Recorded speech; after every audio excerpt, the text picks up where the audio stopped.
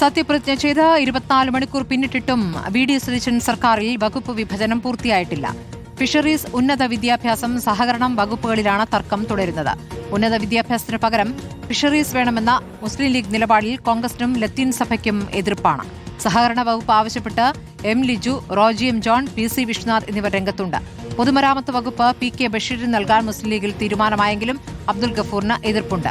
റോഷിപാൽ വിവരങ്ങളുമായി. റോഷിപാൽ, ഇപ്പോൾ ലീഗുമായി ബന്ധപ്പെട്ട ലീഗും കോൺഗ്രസ് തമ്മിലൊരു തർക്കമായി ഇപ്പോൾ വകുപ്പ് വിഭജനം മാറുകയാണോ?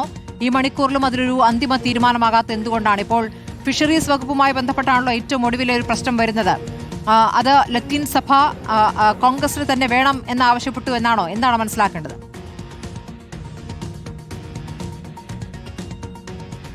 സ്മൃതി, ആദ്യം മുതൽ തന്നെ ഉന്നത വിദ്യാഭ്യാസ വകുപ്പ് കോൺഗ്രസ് ഏറ്റെടുക്കണമെന്ന അഭിപ്രായമുണ്ടായിരുന്നു. അതിന്റെ അടിസ്ഥാനത്തിൽ മുസ്ലിം ലീഗ് തന്നെ ഉന്നത വിദ്യാഭ്യാസ വകുപ്പ് കോൺഗ്രസിന് കൈമാറാൻ സന്നദ്ധത അറിയിക്കുകയും ചെയ്തു.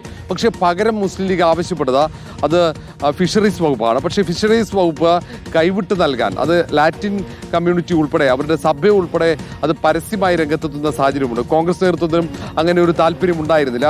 ഫിഷറീസിന് പകരം മറ്റേതെങ്കിലും വകുപ്പ് നൽകാം എന്ന ഒരു നിലപാടാണ് കോൺഗ്രസ് സ്വീകരിക്കുന്നത്. പക്ഷേ മുസ്ലിം ലീഗ് ഇതുവരെ വഴങ്ങിയിട്ടുമില്ല.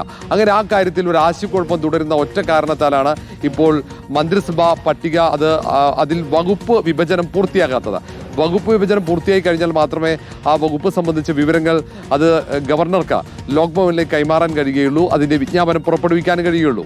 സത്യപ്രതിജ്ഞ നടന്ന് 24 മണിക്കൂർ പിന്നിടുമ്പോഴും മന്ത്രിമാർക്ക് അവരുടെ വകുപ്പ് സംബന്ധിച്ച് ഔദ്യോഗികമായ തീരുമാനങ്ങൾ എടുക്കുന്നതിന് ഇതൊരു തടസ്സമാകുന്നുണ്ട് എന്നതാണ് ഏറ്റവും പ്രധാനപ്പെട്ട കാര്യം. അതിനിടയിൽ തന്നെ കോൺഗ്രസിൽ തന്നെ ഇപ്പോൾ AP അനിൽകുമാറിന് വൈദ്യുതി വകുപ്പാണ്. അതിനു പുറമെ മറ്റേതെങ്കിലും പ്രധാന വകുപ്പ് നൽകണമെന്ന് KC പക്ഷം നിലപാടെടുത്തിട്ടുണ്ട്.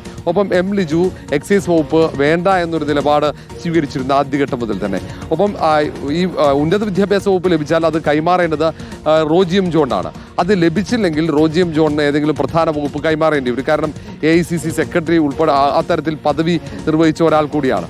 സമാനമായി തന്നെ ഇനി ഉന്നത വിദ്യാഭ്യാസ വകുപ്പ് കിട്ടുന്നില്ലെങ്കിൽ കോൺഗ്രസിൽ ഇപ്പോൾ പറയുന്ന എല്ലാ വകുപ്പുകളിലും സമഗ്രമായ മാറ്റം ഉണ്ടാകേണ്ടി വരും. അത് പ്രധാനപ്പെട്ട ഏറ്റവും മുതിർന്ന മന്ത്രിമാരുടേത് ഒഴിച്ചു നിർത്തിയാൽ മറ്റു വകുപ്പുകളിലേക്ക് സമഗ്രമായ മാറ്റം വരുത്തേണ്ടി വരും. അതുകൊണ്ടാണ് ഔദ്യോഗികമായി ഇപ്പോഴും വകുപ്പ് സംബന്ധിച്ച തീരുമാനമെടുക്കാൻ കഴിയാത്തത്. ശരി.